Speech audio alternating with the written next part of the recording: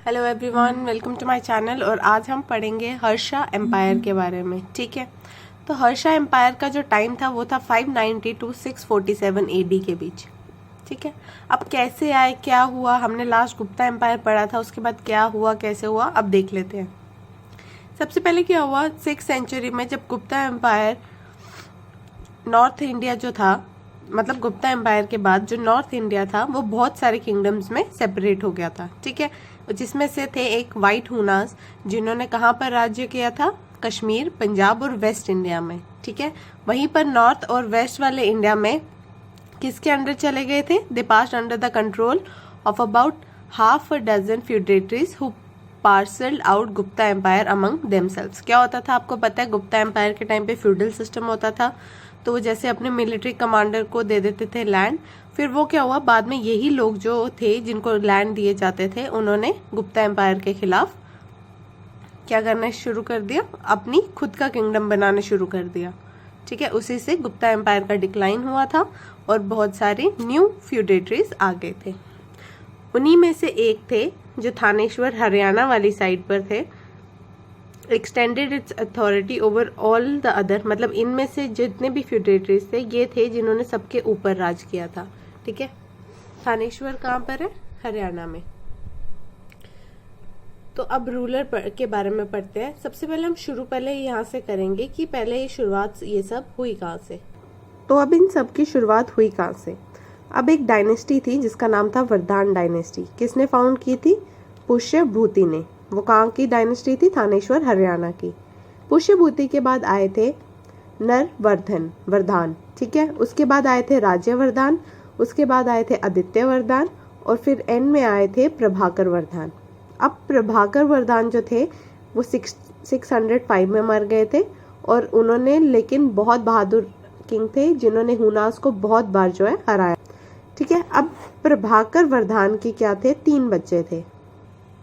ठीक है, तो प्रभाकर वर्धन के 2 बेटे और 1 बेटी थी। सबसे बड़ा बेटा था उनका राज्यवर्धन, उनका छोटा बेटा था हर्षवर्धन और उनकी बेटी थी राजेश्री। ठीक है, तो राज्यवर्धन जो थे वो कैसे किंग थे, ही वॉज वेरी पीसफुल, क्षत्रिय, विनम्र थे और बहुत बड़े वॉरियर थे। ठीक है, बहुत हार्ड, मतलब इतने साधु टाइप के थे, ज्यादा पीसफुल शांत बिहेवियर था, बट बहुत अच्छे वॉरियर भी थे ये। अब क्या हुआ कि ये एक बार क्या हो रहा था, ये हुनास को हराते हुए आ रहे थे, तभी उनके फादर की क्या हो जाती है, डेथ हो जाती है। फादर कौन है इनके, प्रभाकर वर्धन। ठीक है, उनकी हो जाती है डेथ, जिसकी वजह से ये क्या होते हैं, डिप्रेशन में चले जाते हैं। बट हर्षवर्धन इनको कंसोल करता है, इनका छोटा भाई, और ये वापस जो है किंग बनने के लिए मान जाते हैं।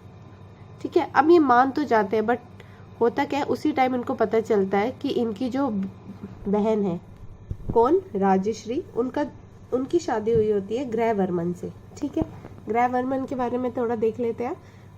वो कनुज के प्रिंस थे और बहुत ही लिबरल प्रिंस थे ग्रहवर्मन। ठीक है, अब जब ये वापस आते हैं हुनास को हरा के, जब पता चलता है इनके फादर की डेथ हो गई, तो ये भी पता चलता है कि जो किंग ऑफ मालवा है देवगुप्ता, उसने ग्रहवर्मन को हरा दिया और उसकी बहन को कैप्चर कर लिया। अब हुआ क्या था, ग्रहवर्मन और उसकी बीवी ने, राजेश्री ने बोल दिया था कि ठीक है देवगुप्ता को कि हम हार मानने के लिए तैयार हैं, बट आप हमें बख्श दीजिए। बट देवगुप्ता बहुत ही क्रूअल था, उसने नहीं बख्शा और ग्रहवर्मन को मार दिया और उसकी बीवी को ले गया। तो फिर इससे क्या हुआ, राज्यवर्धन जो थे वो कनुज गए और उन्हें देवगुप्ता के साथ लड़ाई की और उसको मार दिया और अपनी बहन को वहां से ले आए। बट देवगुप्ता के कुछ अलाइज भी थे फ्रेंड्स, जैसे कि शशांक ऑफ गोडा। शशांक ऑफ गोडा जो थे वो कहाँ के थे, बंगाल वाली साइड के। ये शिविज्म को बड़ा मानते थे और 619 में इनकी डेथ हुई थी। तो अब हुआ क्या, देवगुप्ता के जो फ्रेंड थे शशांक ऑफ गोडा, उन्होंने कहा कि किसको कहा, राज्यवर्धन को कहा कि मेरी बेटी ना आपके प्यार में पड़ चुकी है। ठीक है, धोखे से इसको बुलाया कि मेरी बेटी आपके प्यार में पड़ चुकी है, तो आप आइए मेरे साथ मेरे किंगडम। तो राज्यवर्धन चले गए और वहीं पर उनको धोखे से मार दिया गया और राजेश्री जो थी वो फॉरेस्ट में भाग गई। अब क्या होता है, अब आते हैं हर्षवर्धन। तो फिर जब राज्यवर्धन की डेथ होती है उसके बाद आ जाते हैं हर्षवर्धन। ठीक है, अब हर्षवर्धन क्या करते हैं, हर्षवर्धन कहते हैं किंग बनने के बाद कि सबसे पहले मैं अपनी बहन को ढूंढूंगा। तो वो जंगल टू जंगल अपनी बहन को ढूंढने जाते हैं, और जैसे ही उसकी बहन की सती करने वाली होती है तो वो क्या करते हैं, उसको रोक लेते हैं और वो दोनों गले शले मिलते हैं और रोते हैं। तो वो अपनी बहन को अपने साथ वापस कनुज ले आता है और कहता है कि तुम यहाँ पर लीड करो। बट उसकी बहन कहती है कि सारे लोग जो है आपको मानते हैं, तो मैं कैसे कर सकती हूँ। बट हर्षवर्धन ने कहा कि नहीं, तुम ही यहाँ पर लीड करोगी। अब हर्षवर्धन के अंदर आग जल रही थी कि उसकी बहन के पति के साथ ऐसा कैसे कर दिया। तो हर्षवर्धन विद भास्कर वर्मन, भास्कर वर्मन कौन थे, किंग ऑफ आसाम, उसके साथ गए बंगाल शशांक ऑफ गोडा को हराने। फिर उसके बाद उस बैटल में क्या हुआ, कौन जीता, क्या हुआ, उसका आज तक कोई प्रूफ नहीं मिल पाया। बट बोला जाता है कि जो हर्षवर्धन थे वो वापस आ गए थे। ठीक है, और जब तक शशांक ऑफ गोडा जिंदा थे तो बंगाल उन्हीं के अंडर था। उनकी मौत के बाद में फिर उसको लिया गया था। ठीक है, तो अब हम देख लेते हैं हर्षवर्धन के बारे में। तो हर्षवर्धन ने रूल किया था 606 से 647। तो तब कैपिटल क्या थी, थानेश्वर, और इन्होंने ही थानेश्वर से कैपिटल चेंज करके कनुज कर दी थी, क्योंकि उस टाइम पे वो बहुत इंपॉर्टेंट सिटी थी। अब जब ये 16 साल के थे तभी इनको किंग बनना पड़ा था। आपको पता है क्यों, क्योंकि इनके फादर की डेथ हो गई थी, बीमार थे, जिसकी वजह से उनके भाई डिप्रेशन में गए, फिर अपनी बहन को बचाने गए तो वहां उनको भी मार दिया गया, और इनकी मदर भी डिप्रेशन में चली गई थी। जब इनके फादर मरे थे तो उन्होंने उनके फादर के साथ ही सती कर लिया था, और इनकी मदर का नाम यशोमती था।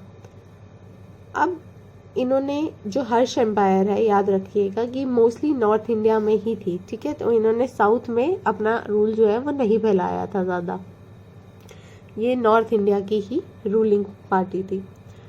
अब इन्होंने जब जैसे ही क्या हुआ, अब ये नॉर्थ इंडिया में तो रूल कर रहे थे, बट जैसे असम में भी इनके दोस्त थे, भास्कर वर्मन, मैंने बताया आपको, बंगाली पूरी साइड। बट जैसे ही साउथ में अभी चाहते थे कि हम साउथ में भी राज करें, तो ये साउथ में जैसे ही गए तो वहां पर एक चालुक्य किंग था जो कि महाराष्ट्र और कर्नाटका वाले रीजन में रूल कर रहा था। उन्होंने इनको हरा दिया। उस चालुक्य रूलर का नाम क्या था, पुलकेशिन II। ठीक है, और चालुक्य किंगडम की कैपिटल थी बदामी। फिर इन्होंने जब कनुज कैपिटल चेंज की, कनुज कहाँ पर है, Farrukhabad district of UP, by the 7th century. अब हुआ क्या था, पहले आपको पता है इससे पहले जितने भी किंगडम थे वो पाटलिपुत्र मोस्टली रखते थे। अब पाटलिपुत्र क्या हुआ, वो डिक्लाइन होने लगा था और कनुज जो है वो उठने लगा था। और ऐसा क्यों हुआ, पाटलिपुत्र क्यों डिक्लाइन हुआ।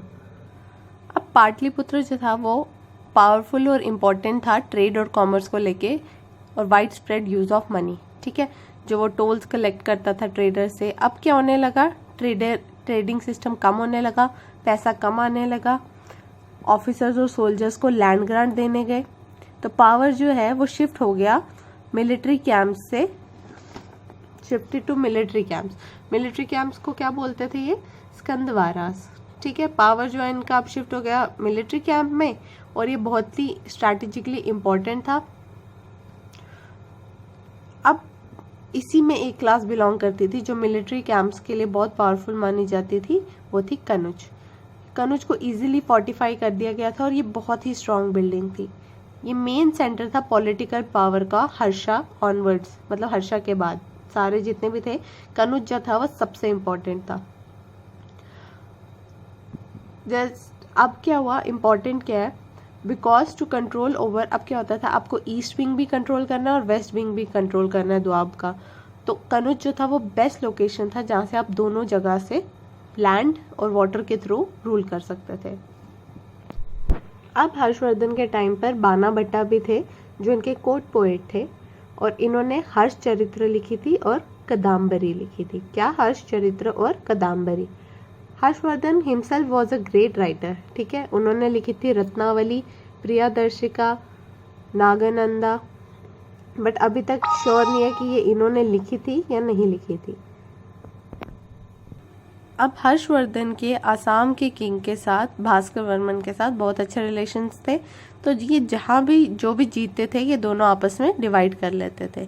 बट इनके बीच में भी एक स्टोरी है जो कि हम अपनी नेक्स्ट वीडियो में पढ़ेंगे और हर्षा एम्पायर को कंटिन्यू करेंगे। तो फ्रेंड्स, अगर आपको मेरी वीडियो पसंद आए तो उसे लाइक करें और मेरे चैनल को सब्सक्राइब करें। Thank you and have a nice day.